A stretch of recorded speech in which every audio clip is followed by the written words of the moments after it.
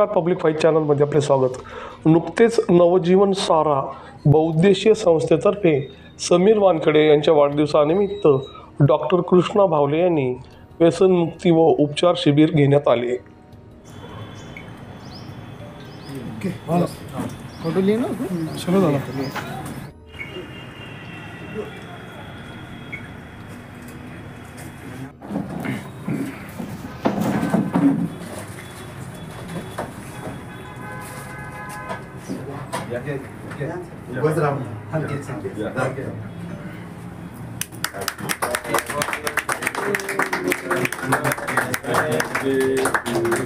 Happy birthday, dear Wankhede Saheb.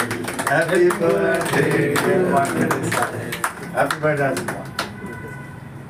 Ajit दादाला happy birthday. हो.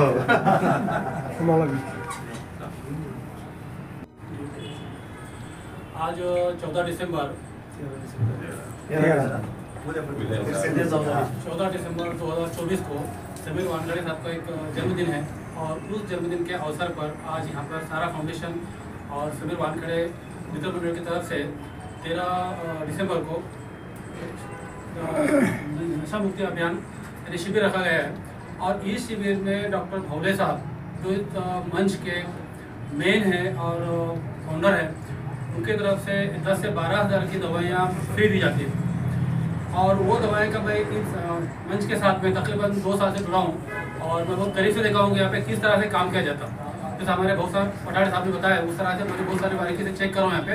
और जब मुझे इत्मीनान हुआ कि भाई डॉक्टर भावले साहब का जो ट्रीटमेंट का तरीका है बड़ा साइंटिफिक है और साइंटिफिक तरीके से किया जाता है, इसमें इम्यूनिटी थेरेपी इस्तेमाल की जाती है और 48 घंटे में एनी हाउ कंडीशन शराब छूटना ही छूटना है, नशा छूटना ही छूटना है, व्यसन छूटना ही छूटना है और सब साइंटिफिक तरीके से. इसमें किसी तरह की कोई गलत नहीं, कुछ नहीं, क्या नहीं.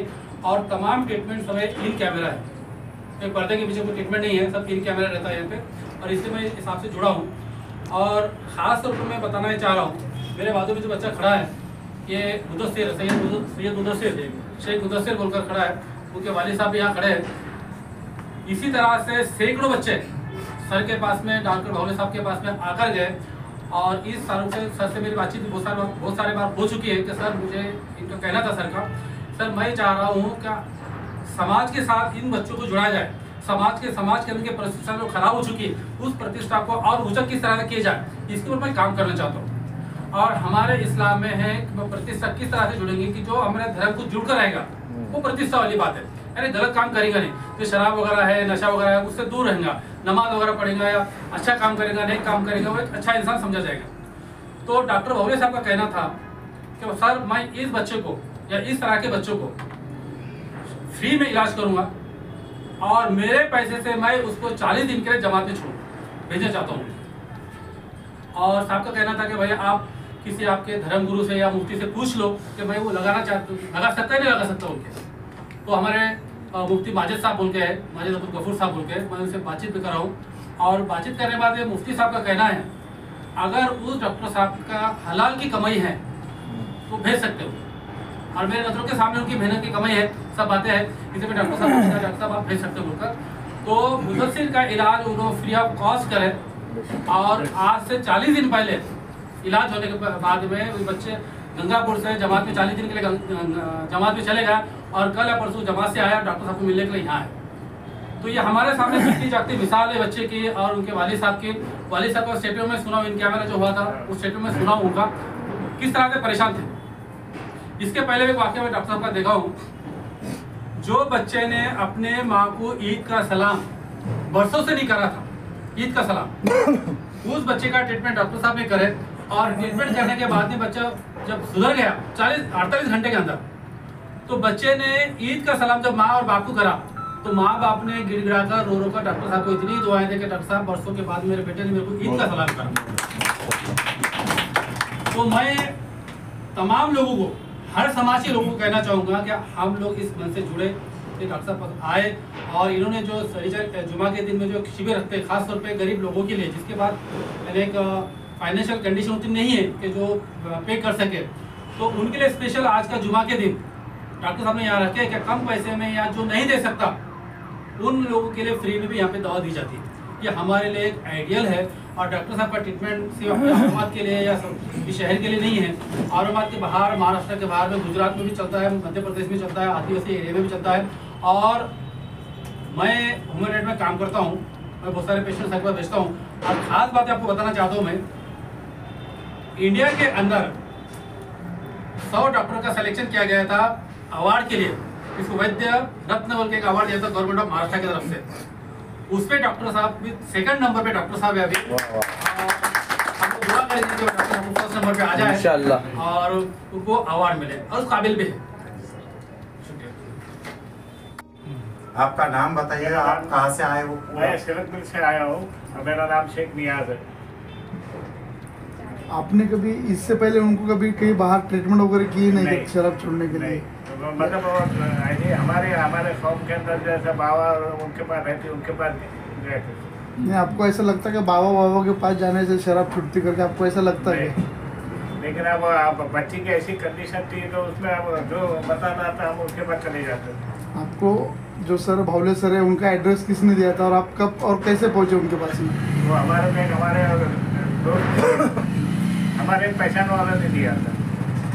तो आज सिरकपुर में रहते हो। अच्छा, आपने जब आपका बच्चा और उनके पास में हॉस्पिटल में ट्रीटमेंट के लिए भेजा था, हाँ, उस टाइम की बच्चे की हालत कैसी थी और आज आपके बच्चे की हालत कैसी है? उस टाइम तो बच्चे की हालत बिल्कुल बेकार थी, खराब थी। और आप बच्चे की हालत, अब मैं डॉक्टर साहब का शुक्रिया अदा करता हूँ। और ये आप दूसरे ये बच्चे को भी लेकर आया हो, ये भी बच्चा वो दोनों अवले है, दोनों बच्चे।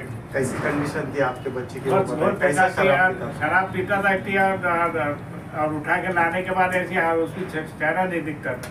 और लोग मेरे को फोन करके बोलते थे, यार बोल रहे तुम्हारे बच्चे को देखो, वहाँ है, वहाँ पड़ा है, वहाँ गिरा हुआ है। तो अब आपका बच्चा शराब पीता है नहीं पीता? आप नहीं जब से डॉक्टर साहब की दवा लिया और जब से अपन उनको बता रहे कि भाई मैं सुधरा, अभी आप तुम लोगों को, बहुत से लोगों को मैंने बोले वाला था अभी सर के पास, उन लोग भी आने वाले हैं अभी एक साथ जो है, तो बाद में सर के पास आने वाले हैं। अभी घर वाले भी जो है थे, तो घर वाले भी जाते चले गई थी, ये पीने की चक्कर है। ससुर साहब भी जो है तो पहले बातचीत नहीं करते थे, और जब से दवा पिया जाके आया, आज घर वाले भी घर पे है और ससुर साहब भी चलते अभी बहुत अच्छे एकदम। बच्चे हैं, दो बच्चे छोटे हैं, लड़की। इस पे सर को क्या बोलेंगे, भावले सर को क्या सर को बोलेंगे? तो मैं ये बोलने वाला है कि भाई सर जो है तो ऐसा कोई भी नहीं है, सबकी एक दूसरे की मदद करते हैं, चेहरा देख के। पैसे, हर डॉक्टर पैसे देखते लेकिन सर पैसा नहीं देते। सर बोलते कि आदमी सुधारना, सर के पास ऐसा कास्टवादी कोई भी नहीं है कि भाई ये है वो, सिर्फ सर के पास इतना है कि भाई आदमी अच्छा होना, इंसान ही चाहिए। शुक्रिया अदा करूँगा सर को बहुत बहुत मैं। वानखेडे साहेबांचं ज्यांचं आज देशात नाव आहे, तो माणूस आज त्याला ओळखतो, म्हणजे तुझी पण किती मोठी ओळख झाली, तो माझी ओळख करून देतो, तर मला पण त्याचा अभिमान वाटतो। असेच काहीतरी जन्माला यावं, की त्यांनी आपलं काहीतरी करून जावं। मग येणं आणि जाणं तर आहेच, पण आपलं जर नाव करून गेलो आपण तर कुठेतरी नाव असतं। आणि माझा भाऊ जे कार्य करतो त्याचा मला खूप अभिमान वाटतो, खूप म्हणजे अति आमचं घर इतकं सुखी असतं।